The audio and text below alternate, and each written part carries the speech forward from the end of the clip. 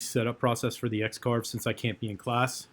Today we're not going to worry too much about the laser cutter. If you guys need to get on the laser cutter, you'll have to wait until next week. But for those of you guys that have computers, whether it's a Surface, a Mac, or a standard PC laptop, you guys can connect up to the Xcarve machine. And what you guys are going to have to do is you're going to have to first calibrate the setup. So you're going to have to calibrate easel to know which type of Xcarve you guys are actually working with. So when you first connect up to it, it's probably going to ask you to download a driver. This will go green. If you click on Carve and you get anything other than this, it'll tell you that you need to download the driver. Go ahead and download and install that driver for your particular computer. And then once it's downloaded and installed, what you need to do is go to Machine, and then you need to set up the machine. Sometimes it will automatically walk you through this. But when you get to this particular screen right here, we are carving with an Xcarve. When you go to select Motion Controller, you're going to select X Controller. The rail size for our Xcarve is a 750. The lead screw is an Acme threaded rod. The spindle is a DeWalt 611. And then you're going to tell it that we do have a dust shoe. You're going to confirm these settings. It's going to tell you to plug in, and hopefully it writes everything to it once it knows that it's connected. And then it's going to ask you to test the movement. So you want to click on one of these arrows. When I click on this, it's actually moving the x-axis on the machine. That's exactly what I want.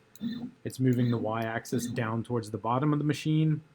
And then my z-axis just moved down, just moved up, y just went up, x just went left, and so then we hit yes, yes, yes, and then continue.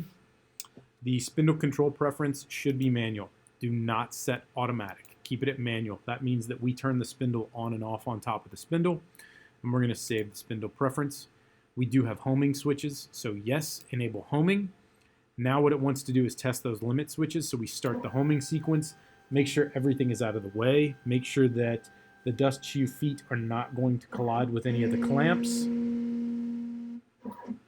And wait for the machine to finish the homing sequence. And then your particular computer is good to hook up to this Xcarve anytime you need to. So now this is just about finished homing.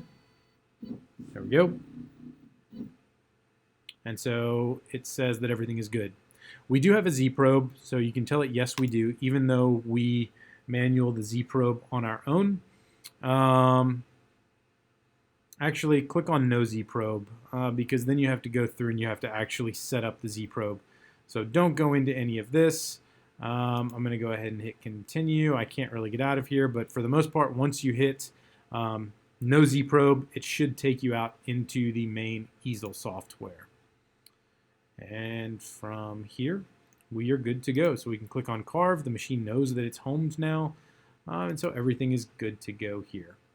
Hopefully this has helped you guys get going on this machine. You should have already had everything set up.